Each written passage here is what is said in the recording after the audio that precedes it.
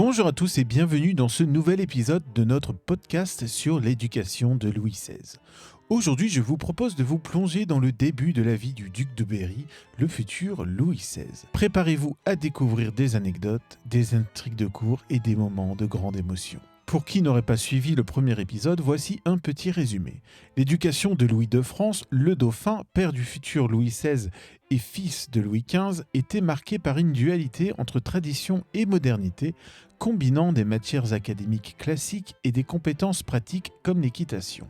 Cependant, Louis le Dauphin montrait peu d'intérêt pour les études académiques, préférant les activités physiques et les jeux.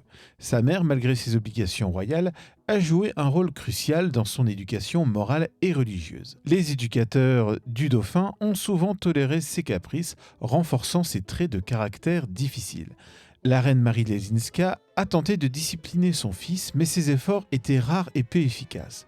Le passage aux hommes n'a pas amélioré la situation, avec des gouverneurs et confesseurs indulgents.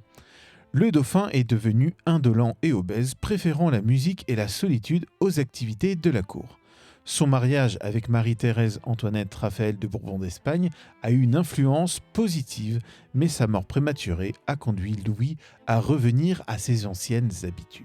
Le conflit avec son père, Louis XV, ont renforcé son caractère indépendant et son manque d'intérêt pour les activités de la cour. Après la mort de sa première épouse, Louis XVI a été marié à Marie-Joseph de Saxe, mais leur relation était marquée par des tensions et des incompréhensions. Maintenant, revenons à nos moutons et à l'éducation de Louis XVI. Nous sommes au XVIIIe siècle, à la cour de Louis XV.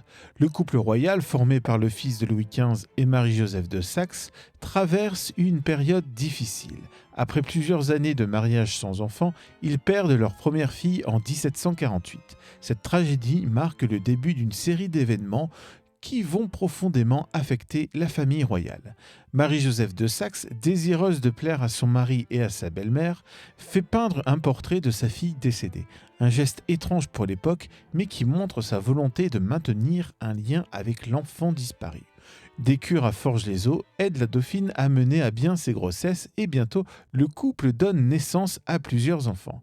Mais leur rêve de voir naître un second Saint-Louis, le jour de la Saint-Louis, le 25 août, ne se réalisera jamais tout à fait. Le couple donne naissance à plusieurs enfants. Le 26 août 1750, leur première fille vient au monde. Suivent deux garçons, le duc de Bourgogne, né le 13 septembre 1751, et le duc d'Aquitaine, né le 8 septembre 1753. C'est au cardinal de Luynes d'annoncer la future grossesse de la dauphine le 27 avril 1754. Je cite: « Le jour de Pâques, Madame la Dauphine soupa au grand couvert en robe de chambre à cause de sa grossesse. » Mais bientôt, les médecins préviennent que l'accouchement se produira trop tard pour satisfaire le vœu du dauphin et de la dauphine.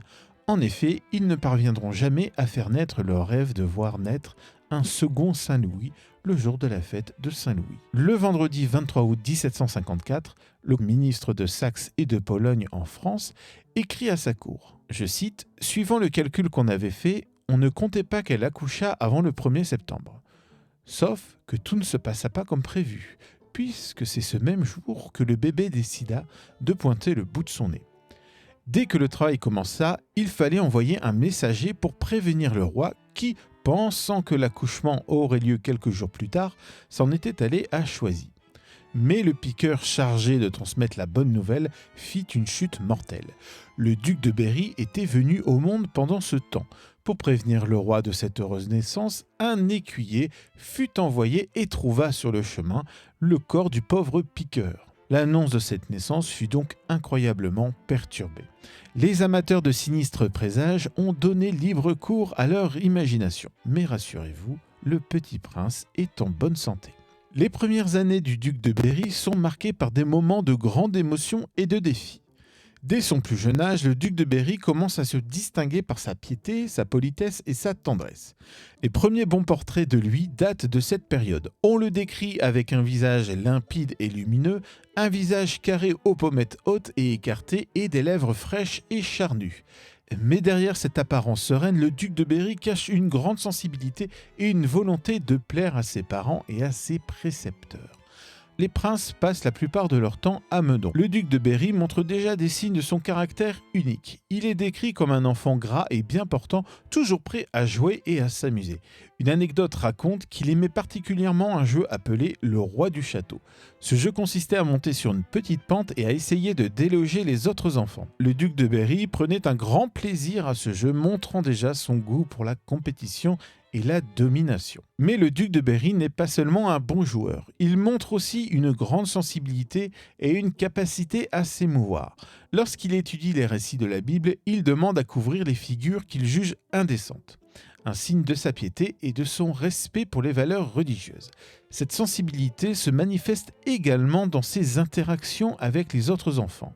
Il est décrit comme un enfant qui sait s'introduire et gagner leur sympathie, montrant déjà son charisme et son charme naturel. Les premières années du duc de Berry sont également marquées par des cérémonies et des rituels à la cour. À l'âge de 2 ans et 10 mois, il est nommé grand maître des ordres royaux militaires et hospitaliers de Notre-Dame du Mont-Carmel et de Saint-Lazare de Jérusalem. Une cérémonie impressionnante pour un si jeune enfant, mais qui l'accomplit avec une grande dignité. Le Mercure de France décrit la scène. Je cite : « Il y a eu aujourd'hui ici une espèce de cérémonie. Monsieur de Saint-Florentin, à la tête d'une députation de l'ordre de Saint-Lazare, a apporté le cordon de l'ordre de Saint-Lazare à Monseigneur le duc de Berry, que le roi a déclaré grand maître de cet ordre. » L'éducation du duc de Berry est une période cruciale de sa vie. Elle est prise en main par le duc de Vauguyon, premier gentilhomme de la chambre du roi. Sous sa direction, le duc de Berry apprend à lire, à écrire et à comprendre les planches ou les images de plusieurs livres. Il montre une grande curiosité pour la géométrie pratique et la géographie générale. Mais ce qui marque le plus son éducation, ce sont les exemples d'écriture que lui donne son précepteur. Ces maximes de sagesse et de vertu guideront sa vie future. Parmi les exemples, on trouve des phrases telles que « Le prince est véritablement l'image de Dieu lorsqu'il est juste et vertueux » ou encore « Vous êtes absolument égal par la nature aux autres hommes, conséquemment, vous devez être sensible à tous les maux et à toutes les vertus de l'humanité. » Le duc de Berry apprend également des leçons de piété et de foi. On lui enseigne que la dureté est de tous les vices le plus odieux, mais que la fermeté est de toutes les vertus la plus nécessaire. Il est encouragé à être saint, juste et bon, à l'image de son père, le dauphin. Cet enseignement forge son caractère et lui inculque des valeurs qu'il s'efforcera de suivre tout au long de sa vie. La mort du duc de Bourgogne marque un tournant majeur dans la vie du duc de Berry. Le duc de Bourgogne, frère aîné de la fratrie, était souvent malade, mais montrait une grande force de caractère. Le duc de Berry, quant à lui, montrait une grande compassion et une volonté de soutenir son frère dans ses moments de souffrance. Mais la maladie du duc de Bourgogne finit par l'emporter. Le Mercure de France décrit la scène.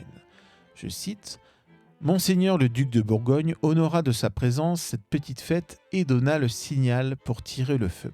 Ce moment de célébration contraste donc avec la réalité de la santé déclinante du duc de Bourgogne. Les futurs rois savent toujours faire face à l'adversité. » Le duc de Berry assiste aux longues semaines d'agonie de son frère. La vie tient bon à cet âge, mais l'impression qu'il en a reçue ne s'effacera jamais de sa mémoire et de son cœur. Au début de mars 1761, les dernières illusions tombent. Le père Desmarets, confesseur du duc de Bourgogne, conseille l'extrême-onction. Monsieur de la Vauguyon demande alors au petit prince s'il regrette la vie.